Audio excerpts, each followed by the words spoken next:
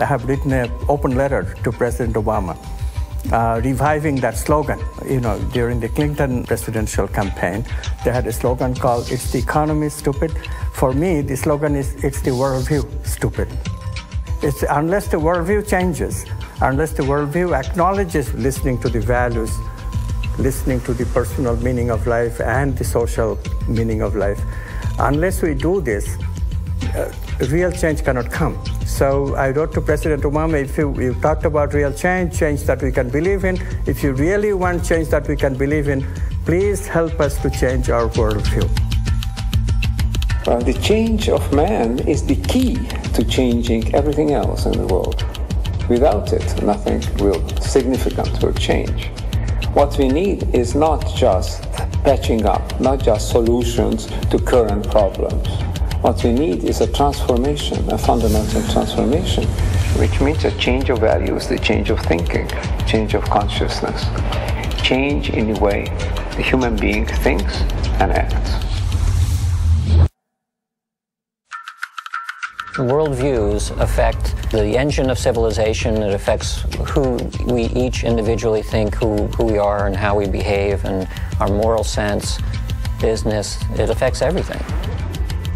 An experiment was done by two social psychologists where they did the following. They took a bunch of students and they had them read one of two passages. One of the passages was description of who we think we are. And the key phrase in this paragraph was, "You're nothing but a pack of neurons," that were basically all material substances, in which case everything you think you are, all of your thoughts and emotions and all of your interior life is nothing but a pack of neurons. And then they gave the students the opportunity to do a couple of experiments where they could cheat if they wanted to. And what they found was that the students who read the passage, "You're nothing but a pack of neurons," cheated significantly more.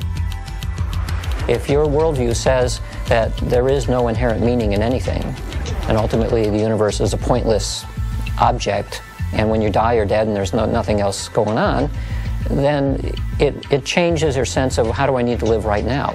Well, I should get everything I should get right now. I should cheat if I have to. Whereas if we had a different model, which said maybe you're part of some gigantic living system with some kind of inherent meaning and all the rest, it could have consequences not only for yourself, but for your loved ones and everyone else. All the problems that we're facing right now, they're not problems. They're actually questions. Who are we? Who do we really choose to be? How do we choose to relate to life itself? How do we choose to relate to all the different elements of life, the environment, the planet itself, obviously the people? Why are we here, and where are we going from here? What is the meaning of my life?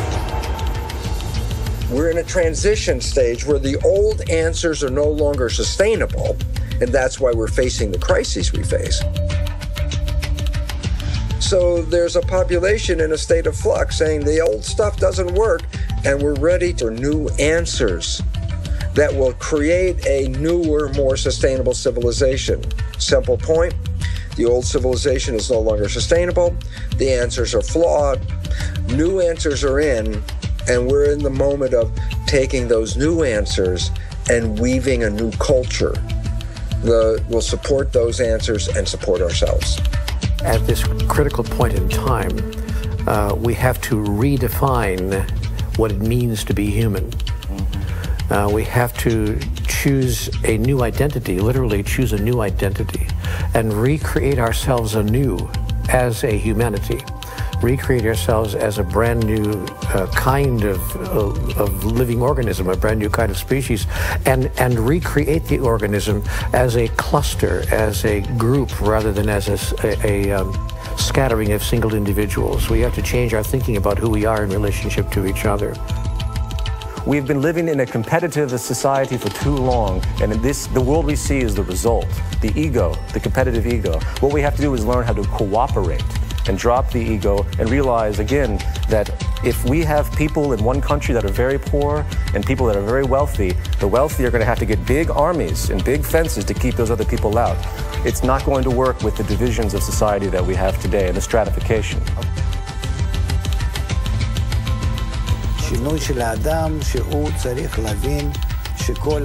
Man has to go through a change to realize that his life should be lived for the unity of mankind, and that we're all like one man and one heart, and we're sharing that desire, sharing that thought. We're all in mutual connection, making mutual concessions in reciprocity, like cells of a living body.